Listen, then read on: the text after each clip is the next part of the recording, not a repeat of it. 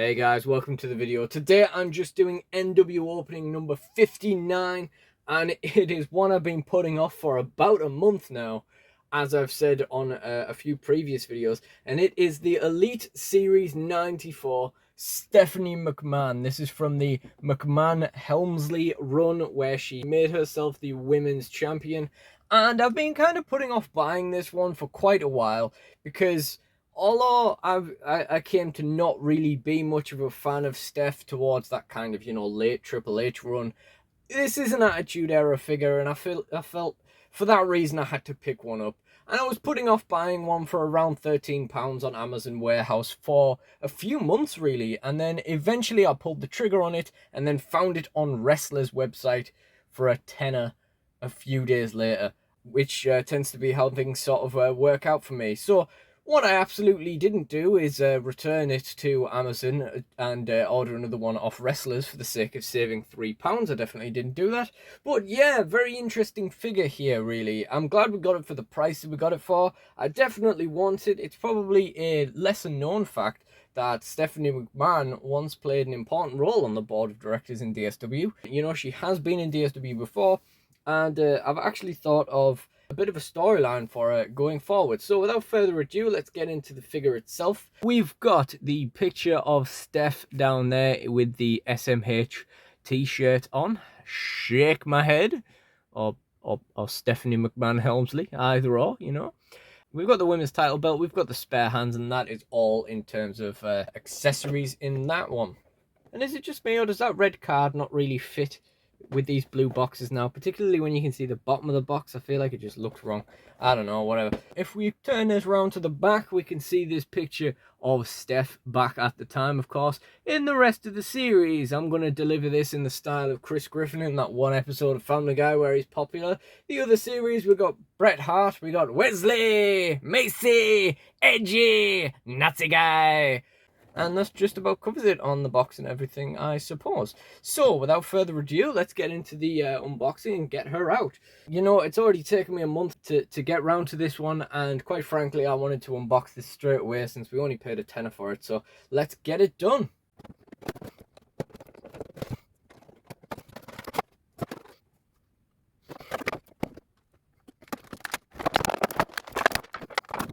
Ooh. For a second there, I thought we had a huge chunk of paint missing on her hair, but actually it's just a bit of cardboard that came off in the unboxing.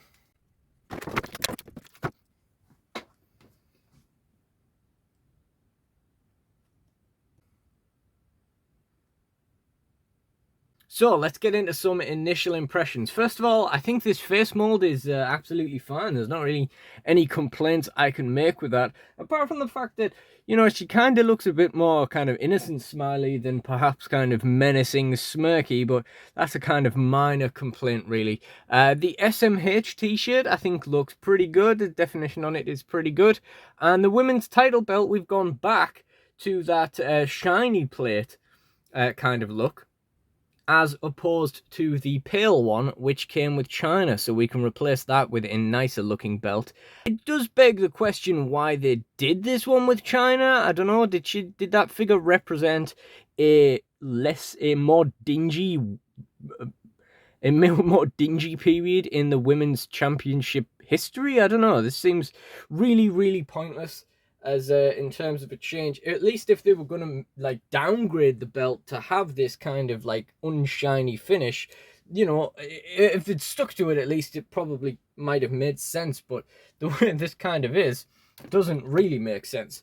And I suppose that this is my ideal women's championship, considering I'm not a big fan of the WWE logo belts we get nowadays. And as I've mentioned before, this I think is one of the, if not the ugliest title designs of all time. It's definitely the stupidest.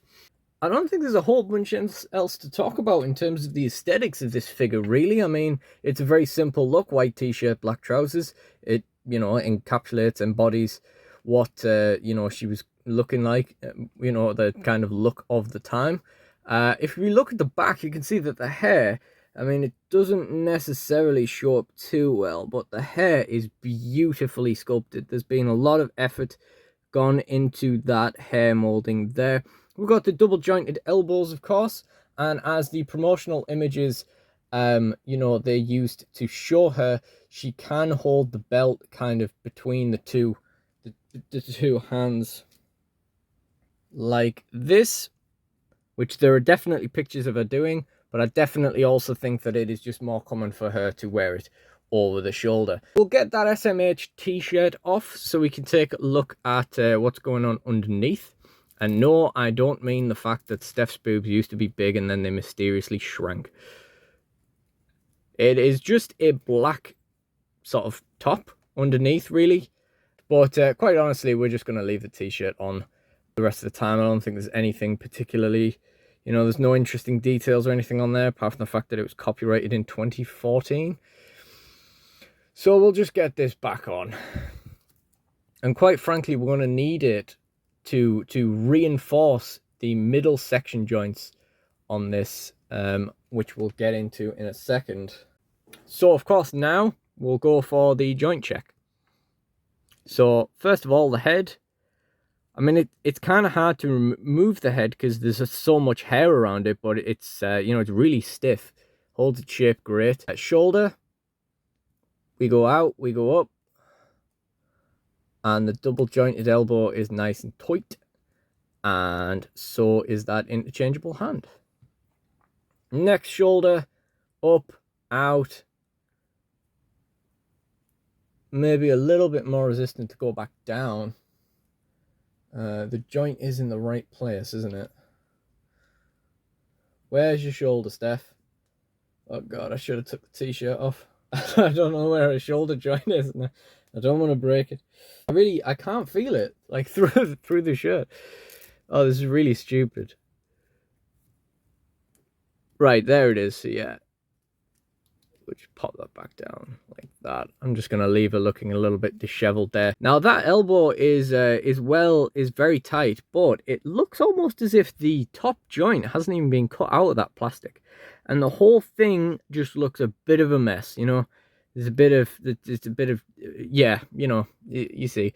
And that wrist is fine. Now I definitely jinxed myself on the last unboxing, the Randy Savage unboxing, when I said I hadn't had any loose torso joints or waist joints in a little while, because if you have not noticed already, this is a terrible. It's really not so good. Even worse, that it doesn't really go forward, but it can't sit still. So that's impressive. The waist, I mean, the waist isn't great, but it's not bad either. It's not nowhere near as bad as that torso joint. That knee, there we go. Took a little convincing, but opened at the top eventually. And the leg's fine. And there's no boot cut or anything. And the toes actually move a little bit. And this leg, a little bit stiffer perhaps. Feels like an old female basic perhaps. Maybe that's just because of Beth Phoenix and the sort of her style of trousers. You know, if we take a look at this, these are really stiff. I would say they move a bit further on the Stephanie McMahon. This figure's awful to pose, I'll be completely honest. And that second knee is fine. Again, no boot cut, and that shoe moves as well. So that's really cool. So all in all, I think this is a really fine figure. I mean, you know, you can only expect so much from Stephanie. And I guess this is the kind of era I would want my Stephanie figure to come from. Some kind of attitude era figure, really. The hair is really nicely molded. It's nice that we've gone back to that shiny belt, that shiny women's title belt. The double jointed elbows are always a nice touch. What a lovely, lovely quality of life improvement that Mattel have given us. The face scan is more or less perfect. I don't have any complaints about this figure itself. You know, the look, I mean, she's struggling to stand up now. The look is very boring, but that is what she was doing at the time. So at the end of the day, it suits it very well. And I always like to finish my figure unboxings by talking about what this figure is going to do in my figure fed. That being said, I can't really reveal what it is without it sort of giving itself away. But she is going to have some stuff to do. It's definitely going to have been worthwhile picking this figure up. As I said, she has had previous management roles in DSW, so it makes perfect sense to pick her up, especially while the management is undergoing some changes. and she'll definitely be around at least for a little while, going through this kind of storyline idea I've had for her. But that being said, that is everything I have for this video. So if you enjoyed it, please do like, comment, and subscribe. Let me know what you thought, and please do check out the other NWO openings in the NWO opening playlist and the end screen. Thank you all for watching, and goodbye.